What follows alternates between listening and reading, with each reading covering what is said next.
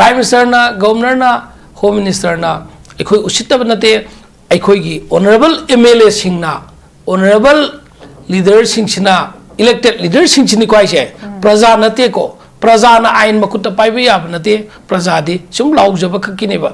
Elected members sing chi democracy da makoi na authority ne ba. Makoi gi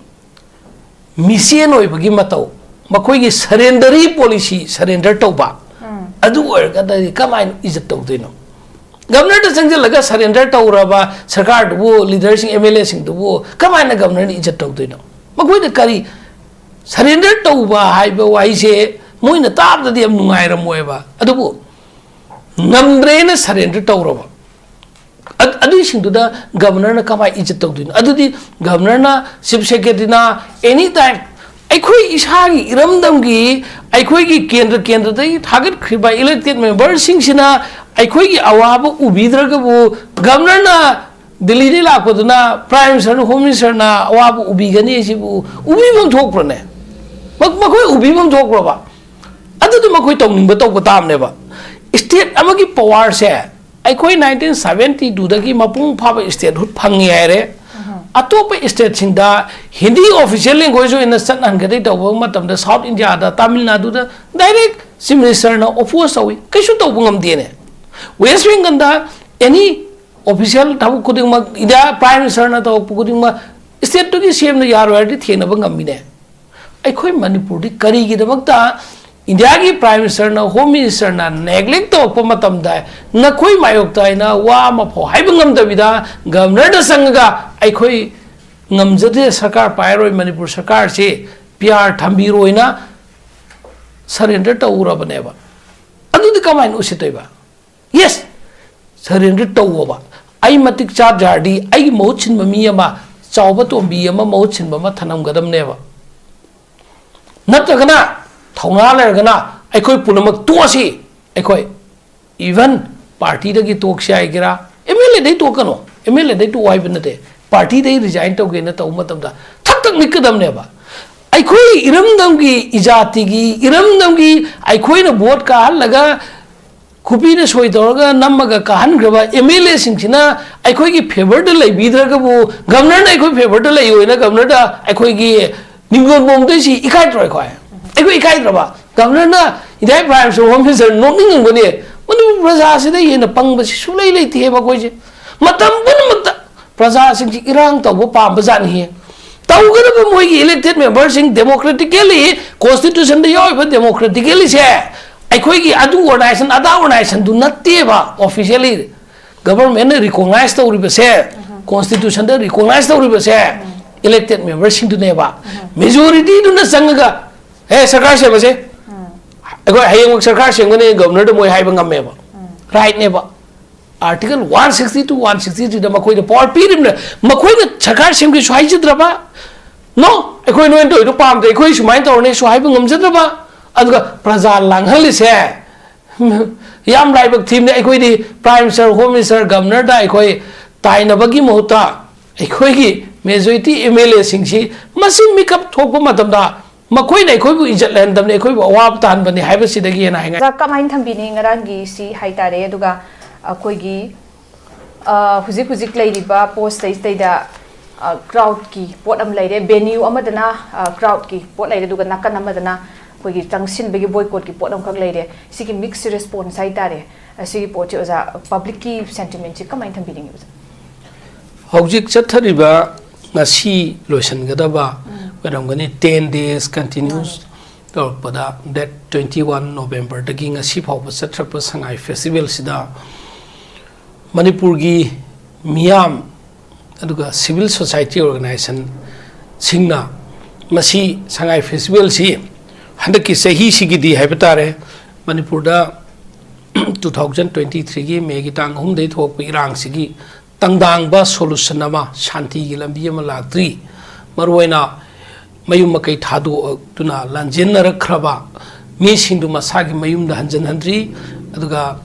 Koi chatok chasinja the problem am labasina Mando Sangai festival si pangtok pigano haina hairak padagi Manipurgi mi kaya Sangai festival gi stall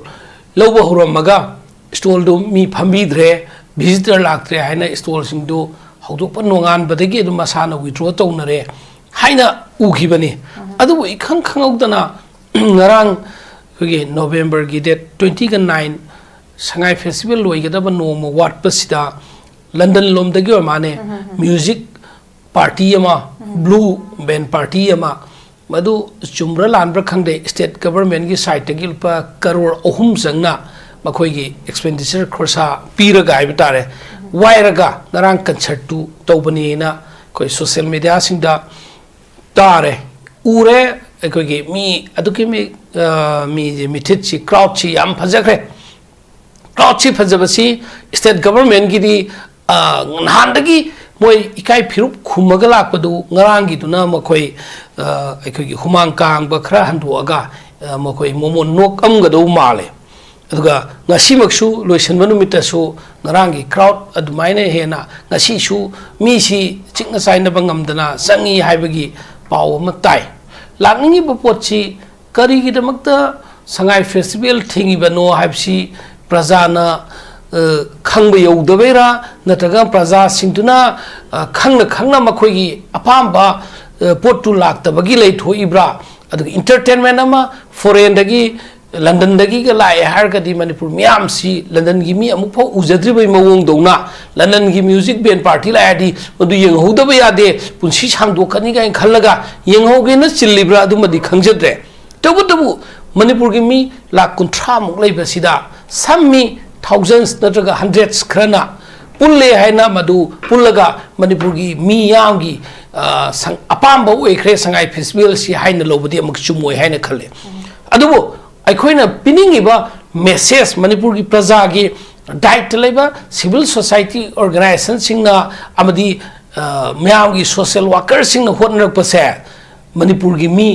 लिसिंग खरदी something मदु की against थवइनमकी लैगे यावना लैरिब्रा नत्रगना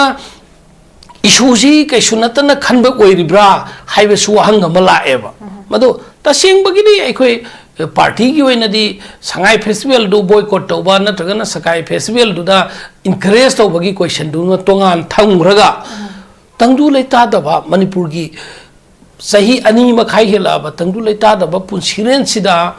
entertainment high बतारे festival ऐसी Manipur की Sangai festival सी सही खरकुई रे हौदोपा सिंगरांग हौदोपा दिनते तबदबु Manipur की identity Manipur की culture Manipur से मालेम the सखंगाई होनबदा अखोगी Congress सरकार की लेमिंगैदगी हम चाउना फंक्शन जे पांगथोरा अंबनेबा अदबु कसी Manipur की अमंबा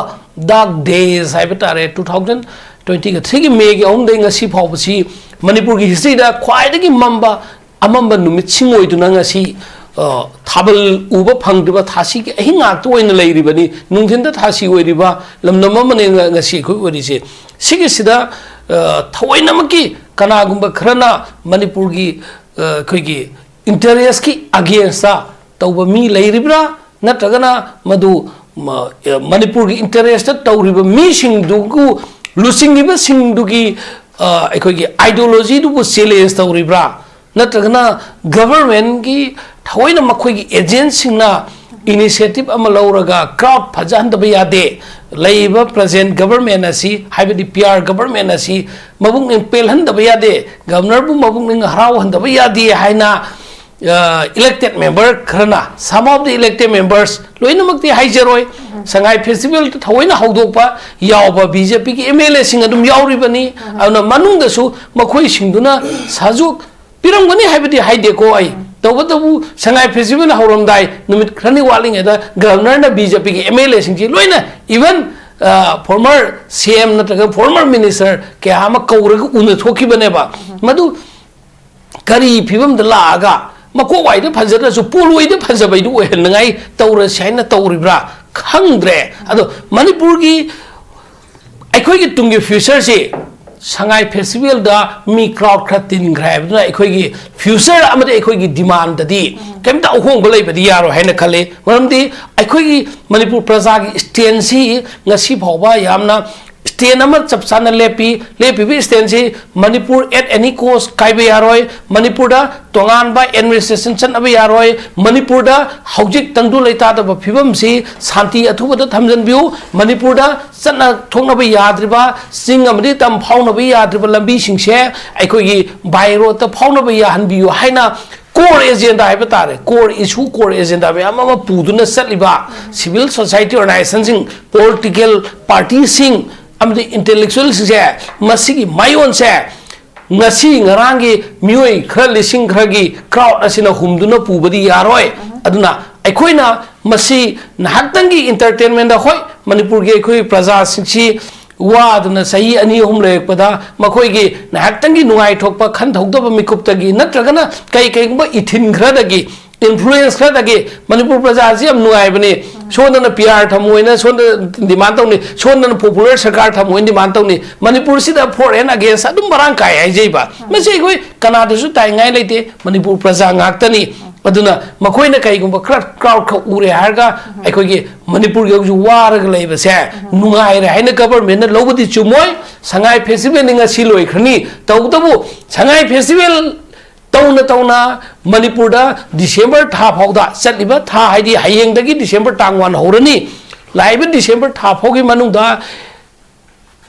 internally displaced person sing mai makai thaduk tuna lanjena pasing masagi mai da halanjan hangani haina government hai ki commitment adu di chapchana pangtho haina ahan background thamjare okay sir thank you so much khoi gi ngarang pangtho ki ba haitare ngarang tin ki ba crouching dona haitare khoi gi changchili ba adu khakna khoi gi the whole people of manipur si gi sentiment adu represent obudi yaro adu loina na taliba khoi gi demand changchili ba khongjang adum makhamak tan adum phangdri phagu changchin gi ma form chu dum mak leire adu ga amana haiba pot chida kainu akoina na thaiba yaro da bisi leba ki da irang gi thokpati khwaidagi asobu issue akoina solve tawgon leire ba khwaidagi maru obidi idp gi issues ne be koina kaupode khoi gi culture haitare culture si akogi politics ka mari lein da politically akogi magi property ne te haitaraga su koina culture lebak to leiba mi sing duna awa na tarakanda akoi khangda leira matam da culture dugi madugi arthado dum wang ki ganin thamjage maramaduna masi akogi hairi ba sing si idp sing si awa na tari ba sing du preserve to biba ngak thok piragadi protect to biba life sing du protect to biba not even haitare adudi obviously culture dum revive to gone form se thamjage aduga mapi mapa pandrabagumna imana su thambi ki ba dumakna mayam si karamba lambi singaurak ba haitare aduga khogi luchingna ba leitabe ge atoba example sigum basu urak pasi matung da su masing ma mayam urak patara ga diga manamak laibak thi ba pot haiba dum oiga doi bani aduna ai ozara bi dam laktige oza ujiki matang seida khogi imana su thambi ki ba mapi mapa pandrabagum khogi cancel tawra sudum yaramba tawdraga sudum yaramba mogi apam khutta dum leiba haitare aduna dum tawra kanda ngarang gi di koi mai pai habegi mami yim de dum ka utpa du evidence ta support amako oina na be ozan samang thambi ki do admai la abra habe podam ka su leibenda na huji sangai festival se culturally na taba political symbol one season rabra kamai thambi ni hande ki sangai festival se especially ikoi hojik leiba sida sai first round the swai jekre yaithokpa yaba tawdrasu yaba pot amada tawdaba yade mai pahandaba yade haina tawribasi political achievement ama madugi ama tasengna maki leiramgani haina mayam dum khannai maramde kari gi damakta ikhoigi sarkar anytime sarkar semba ngamiba majority masing chaung leiba BJP amadi BJP ga chatmin ba BJP ka gairoi goi BJP ka chatmin nai ba punna chatmin nai makoi sing chu responsibility ni ko makoi ki MLA sing ji masi sangai festival ji haujik matam sadi matang sadi haiba ngamdriba kai gino MLA amakak maming di palrege adu moigi maraktagi ai khoi di praja mayam gi apam bata leiba ta bani hai adu na koi na yamna diplomatic koi manipur gi kai hani elected members sing maruina haujuk jiki oina di BJP ga makoi ga satmin ai MLA sing se atopa party yorso makoi jam diplomatic am hai marai je ani longa hayo ngasimak ki sagi local Delhi paper da IDP singa ख्वाइदगी नकना अवाना तानरिबदी BJP खक्तनी हाइना Manipur state BJP की लुसिंग B सिना मैंग फान मोई बीजेपी की प्रोग्राम को मैलेना हाय असे प्रजा करी नरीब्रा करी नो नत्रगना करी खलगा ngang inoi kui bam in ta dreba IDP singi awana khwaidagi nangna tanai bidi makhoi party si khaktani haireba makhoi ki party si na maramu idna IDP semi mineba IDP hebu wai si bu manipur da han leiram brava aikhoi ima indon lai swai bai ta ba ingraji gi wai ma simpha pu haleba IDP mayum thaduga la jinaraba मसागी मरम दा मसा लांजेन रब मीसे मणिपुरी दा इमालोन दा मैतेलोन दा higher गदी ताब दम थमोय शोकदा वाने मजे इंग्लिश वाही न सिदोक बजे सिदोक कनिंग देब अर्थ खननद्रे कई कई यामना फजन बो इंग्लिश ने सेमदोक पिखरेबा आईगी इसागी इरम दा इसा से इयुम दा लैब फंगनद्रब लांजेन हलगा सैदांग गा लहलब मी कांगुइना अर्थ हनबा aduna chuma brakhaleba adugi mi singdugi damta yam wana khanbiriba tathok tachin khwaidagi nangna khanai badi magoi gi party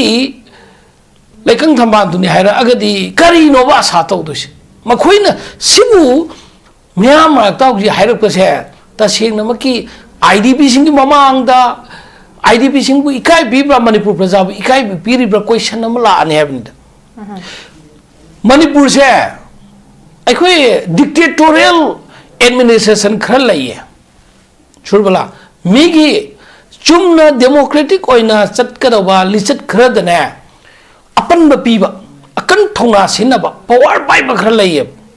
power पाइब खर सिन तौरगदी या मोई मायक तो लेरगदी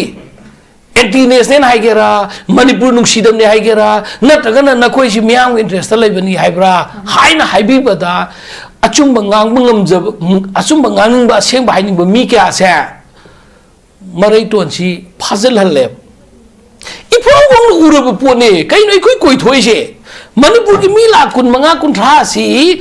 only atop state da district am ki population jo bana te ba deputy commissioner ka ki makha da lai ga dong le ba ai koi ego phalaga yam chaur ga ai koi adu chaw bane da chaw bane na napan da le re ba iho ho na ure ba हौजिक government सेमगने न लइबा any time PRC लौथोग government सेमगने न गाइद लइबा MLA सिंग द मेजॉरिटी एमएलए दा मकोइ न थ्वेद फम दादोक पकांदा दिल्ली न दुम कीदन गाइ लइगद्रबा दिल्ली न कैदो जागदके ओइ एमएलए नोइ फम दादो एना जेल नंगद्रा करी की कीरिमनोबा एमएलए पुनम एखोइ कांग्रेस के एमएलए मंगादि रेडी तो रहजने मकोइ न अम थादो कांदा एखोइ की न हेन मांग थारकने मखोइना दिल्ली बु सेंटर बु कईगुम मबाव की हनमंगमद्रगा थागी लुपा लाख अनि मखाई तोलोब स्कोर सिक्योरिटी अदु सा थाव चेंग चांग चिनी खर फंगने न मजु खकी गाइदना नोमदे कोई सरकार सेमगदौरी न गाइद लेब मखोइना ने मणिपुर उसिदन दि साइबने आई ngang sangai दि यंगिबा ngang सिंग दो अदु ने वारोद्रे मरमदि रेस्पोंसिबिलिटी लेब तौगदबा एमएलए सिंग former ministers former CM मखोई ना मणिपुर की प्रजा की दमकते इंटरेस्ट था no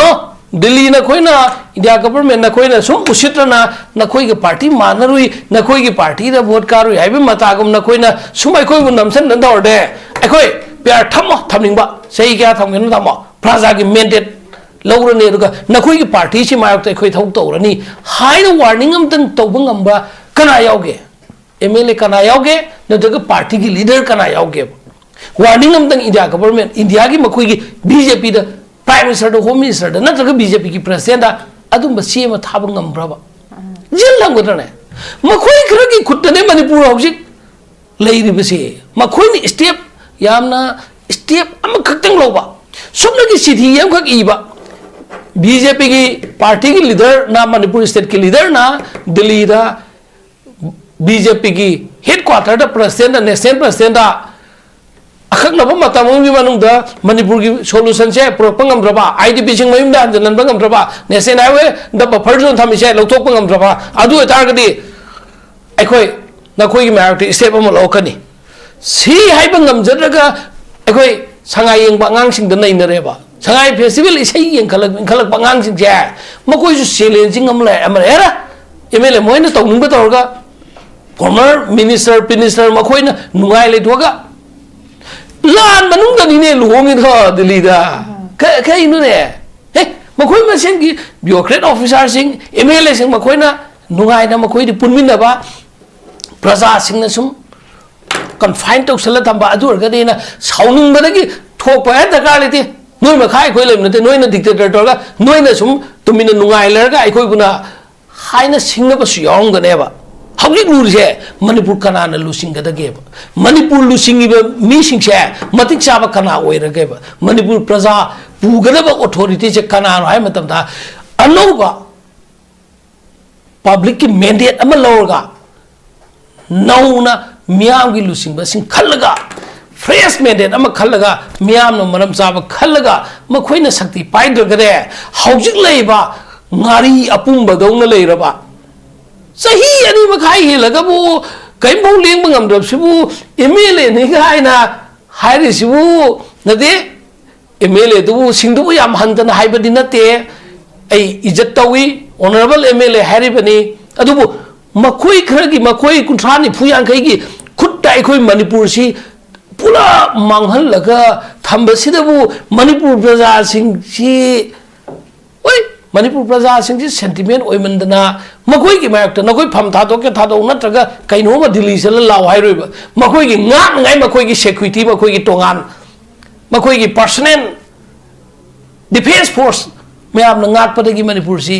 praja se ninghan hale aduna manipur praja se khoi praja manghali bu wahali ba se kana no phong na khangnar bani da maside bu ko do or die ta seng na maki marai ba ki damakta no kana gumba power man da dictate to banga moi da ba tim mama yamna thamoi sengba ima manipur bu kan gai ba tim mama tangai fade adum ba tim duma thoga aga theng na ba natragadi ai itha tha jade manipur si phibam cha ka dong mandre na ai khoi hojik ai khoi gi ngarang gi tawri ba tu su noi khara na sangai taw ne na taw yaw ko noi thingba khara na yaw se na khomba khara na yaning ai ba khara am yaning dei ba ai khoi si na khusira si khalak pa nga sai gi angang sing duna tawre harga manipur gi government hojik anytime same go doi ne na ngai ri ba BJP BJP ke chatmin na jeri ba makoi gi mai pak pa ne na khan ba de chumoi manipur praja hojik su thamoi shokpa mi la kya leri auna government da ato pa thwaning da ba thawdo thogak tringai da aidi governor da haining de chief secretary da haining de DGP da haining de honorable MLAs power da leiriba ruling gi honorable MLA sing do na khoi gi kutlei manipur santi leng ge se na khoi kutlei na khoi amtang de makeup thoga sa kap ama thaga na khoi amta punsin nar ge step ama lobi wa bi okay sir thank you so much taseng naira kanda khoi gi he horak pade sinum hairak lakpa khoi gi leiriba state asi gi leng ama puching se center na kai su haiba ngam jade mong asuk yamna phajana usetra bagi mong haiba tare sima de koina dum uraga leibasi adum leire karigumba decision amagi damakta koi Delhi chat kani awoina halaktaba ade kari la have transparency leitaba mayam sim leitu aitu athamba karigumba confusion am kaga tawhallami yam chedamak thamalaga koi matam thina sum hauki ba haitare ngasi ngasi maksine aruba tanja adu sathira ba sigumba tawdok impending issues haitare du mafam marang khangdana dum khara phara ba suman ba normal sim lakpo suman ba irang se krak am laksilakpa amu hauraktan leire IDP sing khongjang ju hujik haloi habi wafam je kan leiri ai amu kanodam lakjage pabung dam lakjage pabung hujiki IDP je by December faw da hani former chief secretary na hanjilhan gani except khara sathi ba mafam sing di moina matam khara lawraga sai ba wafam se leibine adubu IDP sing hujik khongjang changchili ba sigi mai kai degi su kanna vocal ora prosi kaino haikanda haiba process si kayam transparent oire kayam participatory oire adu makhoi amata ubo phangde kaim phawba aduna mami shami aduna khongjang je kanna changsin khigani haibe wafam se myam am thame haitare hauji phawda leiriba anobom an isai isai gi yumda hanjan de phawbude khoi si sonthada ba khoi gi pangthada ba haitare khoi demand cha aduma khoi gi with the same spirit haitare aduma khoi adu de lepa khongpham jena aduma su leire aduga leiriba khoi gi present government gi importance su thambi rei mana lai lai matam matam du gi present manga taraga leiriba issue things madu karmaina handle tawba amasung praja gi interest hai tare solve tong na ba with heart and soul in the interest of the people hai tare moi de sina ki va accountability do chap chana pangthok pagi mami do tarak ta ba gi nge se ko ni mai kai khudi mati gi pen da bana du ngang khoi su koi pen da ba loi banai da ba hai tare adu masu lai dai oza da muk lak che ge oza hujik se pi ki ba ko gi hai ki bagi matung ina di deadline hai tare tha ki base December da sumai hai de ya ba khai gi di atai singina khara साथीबा कोई मोरे गुंबा अदगिदि कोई चोराचानपुर गुंबा काइसना February मार्च मोइनम खरा तपथरगा लेरे अना हाइरिबा पीरिबा कनो सिंगी deadline सी miss तौरप तारगदि मसी हुजि फोबदा खोइ केमत उदबे लेरि मी पाइबसे पोगले हुजि मयामसु अदो IDP सिंगसु अदुना खोंजंग चंगसिले लेरिबा family सिंग सी लेरिबा सिंग अदुम अखोइ सी कनो ओइना displacement adum lai taragadi masi fulfill tawba ngamaka taragadi amu kanana within the government kanana si accountability se lobi gadori bano lodana aduma hai tare akoi gi as if hamu adum tawraga khara law idp na mu khara amu taw smai sum tawraga lai gedra hai begi apprehension na masun pong rakta bana tre hai tare matam se naksila abuste kem uda bandana kamai tham bidingu saten tan basi object manipur gi akoi gi idp singi problem mayum da hanjan handaba highway sing the set of problems sing se id governor da chief secretary da dgp da prime minister da home minister da makhoi ji tai na pham thok ta brai na khale waram de state asida leisi governor ne na mi amakak adagi prime minister gi office gi india president gi office gi abitare mute ama thara ga thambane governor si mana taurak pa nataga tawak tabada usit andri si kanana no haiba taragadi ekhoi gi manipur gi elected members singche prajana vote piraga sahi manga gi power sinakhiba elected member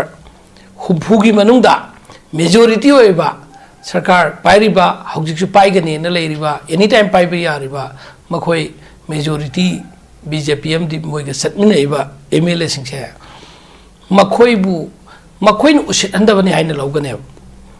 Prime Minister na Governor na Home Minister na ekhoi usitab nate ekhoi gi honorable MLA sing na honorable leader sing china elected leader sing chini kwai che praja nate ko praja na ain makutta pai ba yab nate praja di sum lau jaba khakine ba elected member sing chi democracy da de makhoi na authority ne ba makhoi gi mission oi bagi matau makhoi gi surrendery policy surrender tau ba adu orga da kamai izat tawdino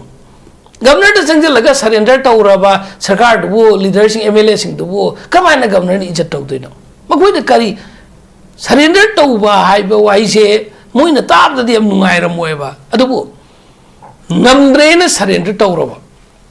adu sing du da governor na kamai izat tawdino adu di governor na chief secretary na anytime akhoi isagi iramdam gi akhoi gi kendra dai target khiba elected member sing sina akhoi gi awaba ubidraga bu governor na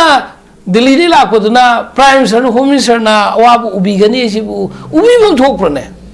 makhoi ubibam thokpra ba adu du makhoi tawning ba taw tam ne ba state amagi power se akhoi 1972 dagi mapung phaba state hut phangi aire atop state singda hindi official language in the sun and get it over the South India da Tamil Nadu da direct sim minister na oppose awi kaishu to bungam dine West Bengal da any official tabu kuding ma ida prime minister na to kuding ma state to gi CM na yar wari thena bangam bine ai khoi manipur di kari gi da makta India ki prime minister na home minister na neglect to pa matam da na khoi mayok ta na wa ma pho hai bangam da bida governor da sanga ai khoi ngamjade sarkar pairoi manipur sarkar se pr thambi roina surrender to ura baneba adu di kamai no sitaiba yes surrender to ba ai matik cha jardi ai mochin mami ama chawba tombi ama mochin ma thanam gadam neba natagana thongna lergana ai khoi punamak tosi ai khoi even party da gi tok sai gira mla dei to kano mla dei to wai banate party dei resign to ge na to matam da thak tak mikadam ne ba ai khoi iramdam gi ijati gi iramdam gi ai khoi na vote ka laga khupi na soi dorga namaga ka han graba mla sing china ai khoi gi favor da lai bidraga bu governor na ai khoi favor da lai hoina governor da ai khoi gi ningon bom dei si ikai troi khoi ai khoi ikai droba governor na idai prime so home minister no ning ngone Manpur प्रजा से हेन पंग सुलै लेते मकोइसे मतम पुनमत प्रजा सिंह इरांग तब पाब जानी तौगदब मोगी इलेक्टेड मेंबर सिंह डेमोक्रेटिकली कॉन्स्टिट्यूशन डेमोक्रेटिकली से अखोगी अदु ऑर्गेनाइजेशन अदा ऑर्गेनाइजेशन दु नत्तेबा ऑफिशियली गवर्नमेंट रिकॉग्नाइज तौरिबसे कॉन्स्टिट्यूशन दे रिकॉग्नाइज तौरिबसे इलेक्टेड मेंबर सिंह दुनेबा मेजॉरिटी दुना संगगा हे सरकार से बसे अखो हयंग सरकार सेंगने गवर्नर दे मोय हाइबा ngam राइट नेबा आर्टिकल 160 to 163 दा मखोय दे पावर पीरिम मखोय ने सरकार सेम की सुहाई जद्रबा नो अखोय नो एंटो इदो पाम दे अखोय सुमाइन तौरने सुहाई ngam जद्रबा अदुगा प्रजा लांगहलिसे याम लाइबक थीम ने अखोय दी prime minister home minister governor दा अखोय ताइनबगी मोहता अखोय की मेजॉरिटी एमएलए सिंगसी मसिन मेकअप थोप मतमदा मखोय ने अखोय बु इज्जत लेंदमने अखोय बु अवाब तान बने हाइबसिदगी ना हाइंगाइ लेते ओके ओजा thank you so much elected members should be held responsible दायित्व से मकोइन ओइगदबनी हाइबगी वफम जान थंबिरे आई पाबुंग द पाबुंग अरो बेगोइना हुजिक याम वल्नरेबल ओइबा हाइतर पाबुंग हुजिक आईडीपी सिंग से आईडीपी समसुंग मकोइगी इशू सिनि हुजिक